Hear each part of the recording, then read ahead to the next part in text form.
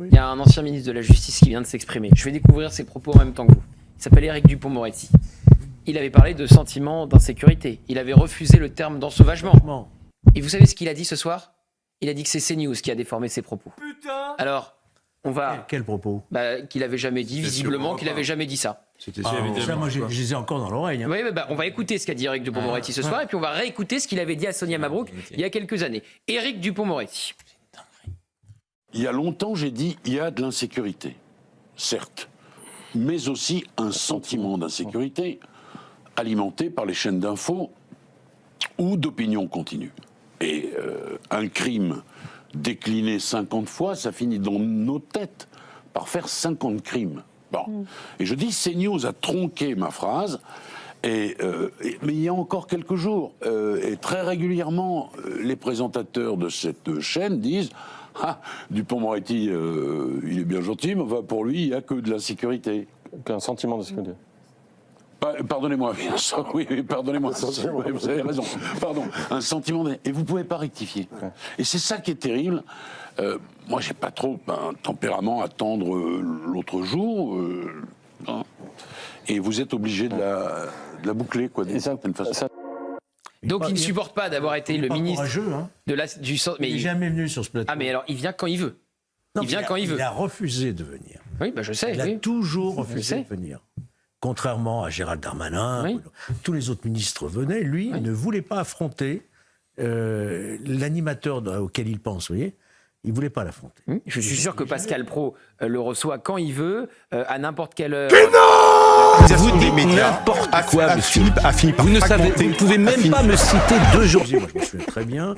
C'était Gérald Darmanin qui, dans un premier temps, a parlé d'ensauvagement, et il lui a répondu sur une autre radio.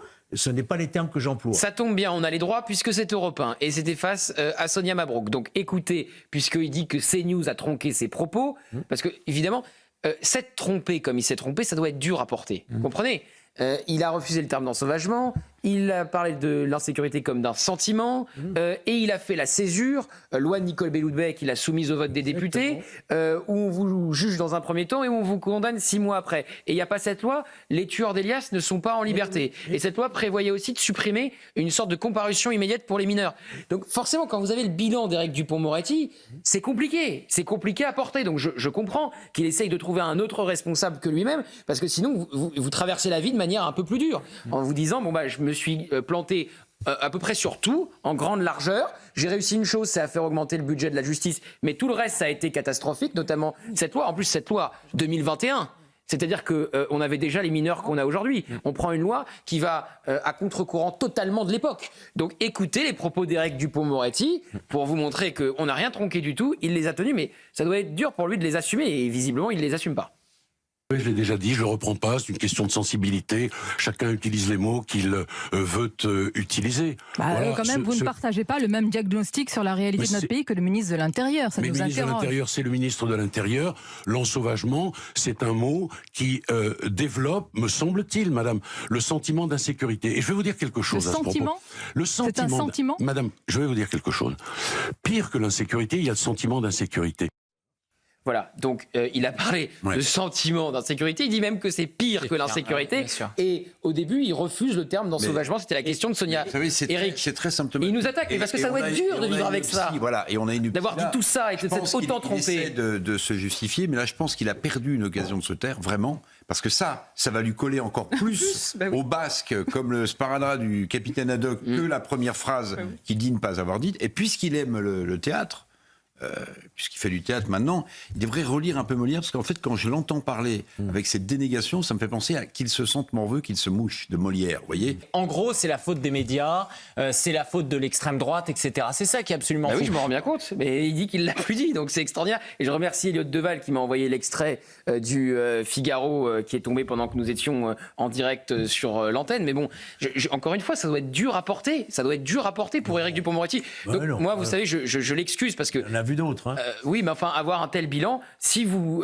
avouez vous êtes autant trompé, c'est compliqué après de traverser la vie comme ça. Trompés. Oui, ils se sont jamais trompés. Ils devraient juste, peut-être, au lieu de nous attaquer, présenter des excuses aux parents d'Elias pour cette césure et ce 2 temps. Je trouve qu'il... Non. Mais jamais. Jamais il ne le fera. Mais jamais il le fera parce qu'il est convaincu que ça n'est pas nécessaire, parce qu'il n'a aucune responsabilité. Nathan Devers. Moi, j'ai pas d'admiration pour M. Dupond-Moretti depuis le début. Je trouve que c'est un homme qui a été hissé à un rôle qui n'est pas le sien, genre de grand avocat représentant de la grandeur du droit français. C'est une très grande tradition, la tradition des grands avocats français.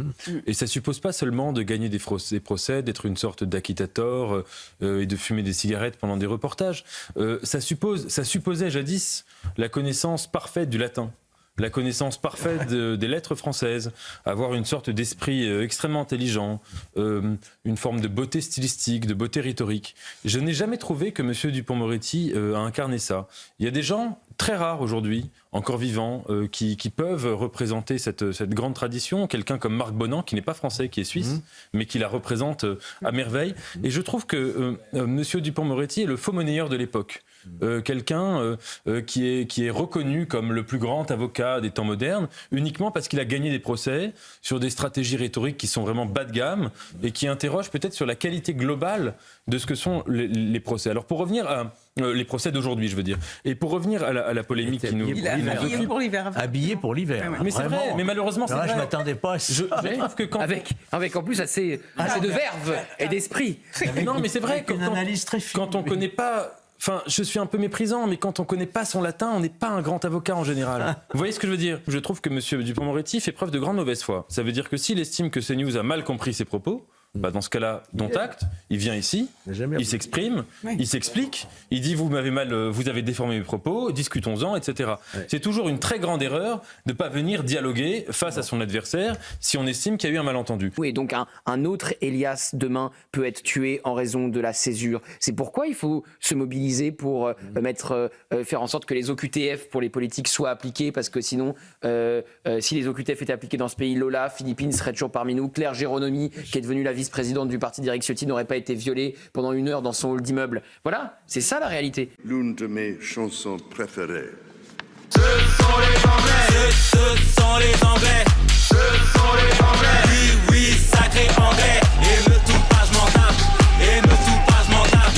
Et me tout pas, je m'en tape. Non, on ne touche pas les enfants. Ce sont les Anglais, ce sont les Anglais, ce sont les Anglais. Oui, oui, toujours les Anglais. Et dis-nous pas, je m'en tape. Et dis-nous pas, je m'en tape. Et dis-nous pas, je m'en tape. On ne touche pas les enfants. Ce sont les Anglais de Nicolas Malone, disponibles sur YouTube et Spotify, iTunes, Deezer, l'hymne de la France des émeutes. Abonne-toi sur Nicolas Malone dans Spotify afin de voir les vidéos non censurées et découvrir l'univers musical politique engagé.